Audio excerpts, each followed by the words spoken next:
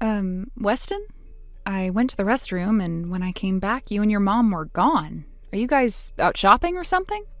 Oh, hey, Luna. Took you long enough. What? I wasn't gone that long. Yeah, well, me and my mom got tired of waiting. We decided to head over to the next sightseeing spot without you. Wait, what? Are you serious? Dead serious. Look, I'll just say it straight. You're in a wheelchair, and honestly, you're just slowing us down. We figured it'd be easier if we went on without you. You left me here alone? In Japan? Yup. Thought you could handle yourself. You know the language, right? Shouldn't be a big deal. What are you saying? My bag is with you guys. My wallet, my return ticket, everything I need is in there. Yeah, well, no point in you having the return ticket if you're not traveling with us anymore, right? You've got to be kidding me. How am I supposed to get back to the US without money or ID? Honestly, not my problem. Maybe just don't come back? What? Weston, what are you talking about? Come on, Luna, do you really think I wanted to spend my vacation dragging a wheelchair around? Let's be real, you're a burden! I didn't ask to end up in a wheelchair. Yeah, well, doesn't change anything, does it? Everywhere we go, we have to slow down, find elevators, avoid stairs, skip experiences. Because of you! I want to enjoy my trip, not babysit you 24/7. That is unbelievably cruel. I trusted you. I thought you wanted to travel with me. You really don't get it, huh? You're clingy, you complain constantly, and everything revolves around your needs. You think that's fun to be around? That's not fair. I've never complained about the pace or made demands. All I've ever done is try to keep up, try to be positive. Doesn't matter, I'm over it. So's my mom, by the way. We talked about it, and yeah, we agreed you're too much of a hassle. So we decided to ditch you. Simple as that. You're seriously telling me you both planned this? You planned to leave me stranded? Yup. Oh, and just so you know, I'm keeping your wallet. Thanks for that, by the way. You always were the better earner. No, you can't. That's my money. That's everything I need to survive. Already spent some of it, actually. Japanese shopping is expensive, you know? But hey, your hard work isn't going to waste. I'm sure I'll get some good souvenirs out of it. Please, I am begging you, just come back. Pick me up, give me my stuff. I'll forget this ever happened. Yeah, no thanks. Oh, and one more thing. All those hotel names I gave you for our future stays, totally fake. What? Yep, I made up all the locations. You've got nowhere to go. Me and Mom are off to Kyoto next. Should be fun. I hear cherry blossom season's starting early this year. Weston, you can't do this. This isn't just cruel, it's criminal. Oh, come on, you'll be fine. You're fluent in Japanese, aren't you? You'll figure something out. Maybe you'll grow from the experience, build character, or whatever. You're unbelievable. You're actually laughing while leaving me stranded in a foreign country, in a wheelchair with no money and no way to get home? Pretty much, yeah. Anyway, the tour bus is pulling up. Gotta go. Enjoy the rest of your solo adventure in Japan. Hope you make some new friends or something.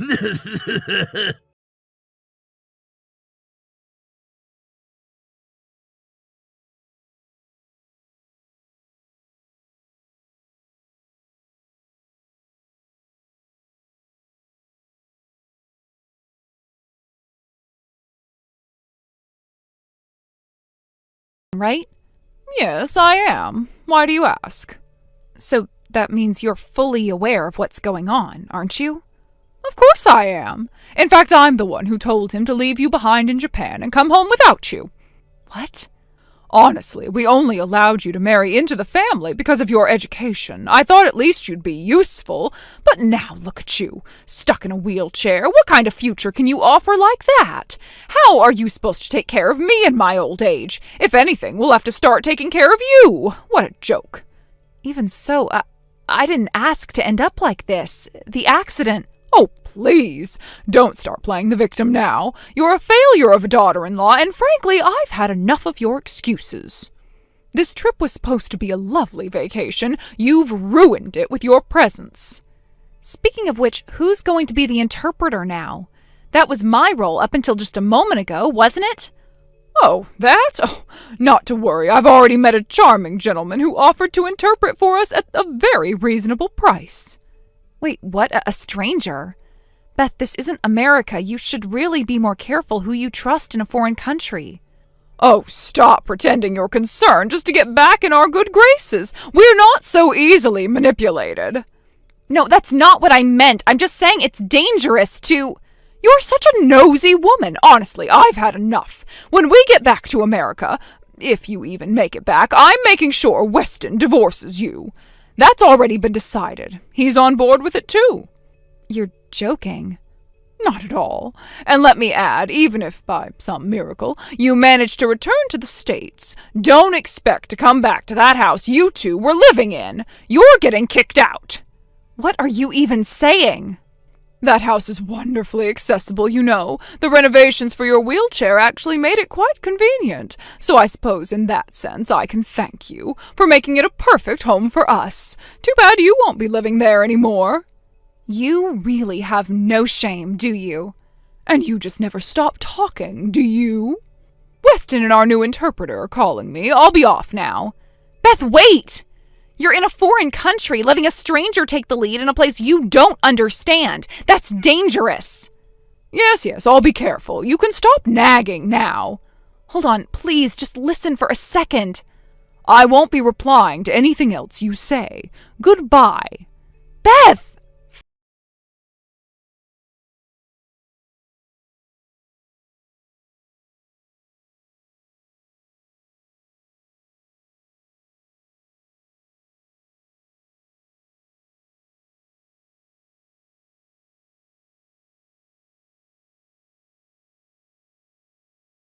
Why the hell aren't you responding? Don't tell me you blocked me! Yes, what is it? Luna! What the hell is going on? Are you kidding me right now? Oh, what's this? Did you finally make it back to the country? Yeah, I'm back. I just arrived at the house and... What the hell? Why can't I get in? The key doesn't work. The locks have changed. What the hell happened? Oh, that? Well, I put the house up for sale and sold it. Wait, you what? You sold the house? Yep, it's gone. Legally and completely. What the hell were you thinking? You don't just sell a house without saying a word. That's not something you can do on your own. Oh, and abandoning me in a wheelchair in a foreign country without so much as a second thought, that wasn't doing something on your own? Hold on a sec. You're saying you made it back here? You're actually in Japan? Of course I am. You left me stranded, but I was already back home 2 days after you dumped me there. How? Honestly, it wasn't that complicated. You seem to have forgotten, but I did live in Japan for 3 years as a teenager. Remember that? Oh, right. I guess you did mention that once. I had a friend who lives just an hour from the hotel you left me at. I called her. She picked me up, helped me get everything in order. Luckily, I had my phone, passport, and credit card on me at all times, unlike some people. Unbelievable. Oh, and back to the house, the one I sold. Yeah, that's the part I'm freaking out about. You did something insane, Luna. That house wasn't even yours. I'm the head of the household. You? You really think you were the head of that house?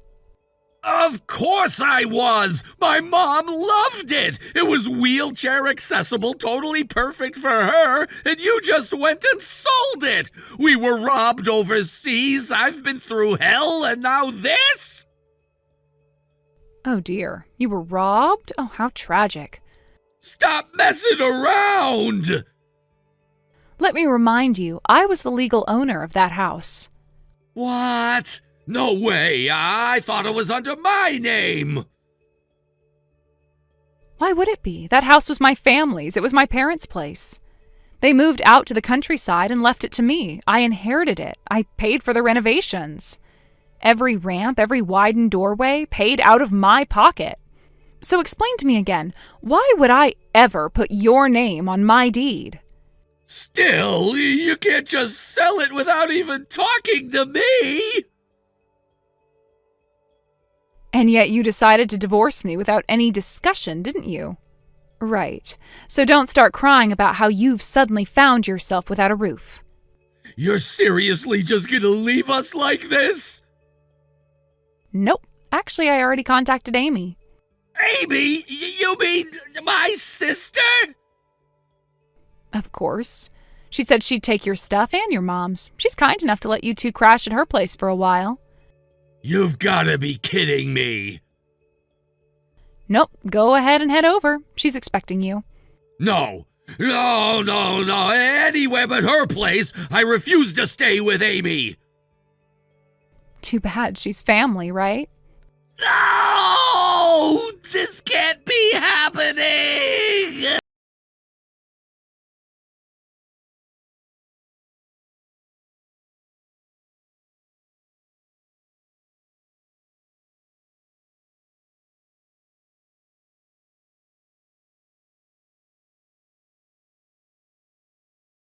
Faster! Yes, I heard a bit from Weston. Something about a pickpocket? Let me guess, this is about that charming gentleman who offered to translate for you? Exactly! He seemed so kind, so helpful. I really thought we could trust him. When I needed to use the restroom, I left my bag with him for just a moment, and when I came back, poof! He was gone along with my things! Didn't I warn you before the trip that your first time overseas might not be the best time to start chatting up random foreign men? He was handsome, okay. What was I supposed to do, ignore him? I wonder what your late husband would think if he heard you say that. Oh, forget about that for a second. We need to talk about the house. Right. You might want to check the messages Weston and I exchanged. Everything you need to know is there. I'd rather not repeat myself, honestly. Excuse me? Did you just say you can't be bothered? You're the daughter-in-law. Don't forget your place. Oh, come on now. You and Weston wanted to divorce me, right? So I figured since we're no longer family, I can stop pretending to care about your feelings. Oops, wait, not wanted. Did. The divorce is already finalized. What? Yep, I flew back a bit earlier than you and checked the mailbox when I got home. Guess what I found? A love letter from the woman who claims to be Weston's new girlfriend, along with a signed divorce paper, in Weston's handwriting no less. She even included a USB stick with a video of him filling it out like some weird souvenir. Unbelievable! I figured since he went through all that trouble, I might as well do him the favor of submitting the paperwork. So, yeah, it's done. Wait, are you saying Weston was cheating? It appears so. According to his new lady friend, she's more deserving to be his wife, and I should just get out of the house and make room for her. And did she know the house was your family's? Oh, she found out quickly. I sent her a little message to let her know she's been chasing after a man who didn't even own the roof over his head. Also added that she'd be inheriting his charming mother, you, by the way, who once encouraged him to abandon his wife overseas. And her reaction? She dumped him. Paid the compensation I requested, blocked him, and vanished. Seems she wasn't up for the full package deal after all. No way. While the two of you were busy running around in Japan trying to salvage whatever mess you created, I was here tying up loose ends and clearing my name. This can't be happening. Oh, it is. The only thing left now is to sort out the financial compensation Weston owes me. I've already spoken to my lawyer. He'll be paying a visit to Amy's place to deliver the documents. What? You might want to be there when he arrives. He'll need your signature, too. Wait, no. Oh, please, not Amy's house. Anywhere, but I figured you'd say that. Amy, could you step forward now? Huh? I asked her to come pick you up. She should be right behind you.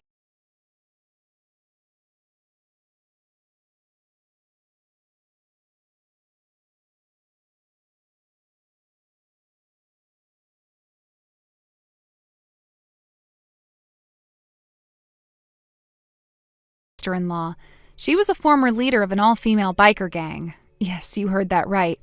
Back in the day, she wasn't just known, she was respected and feared in circles you wouldn't dare enter.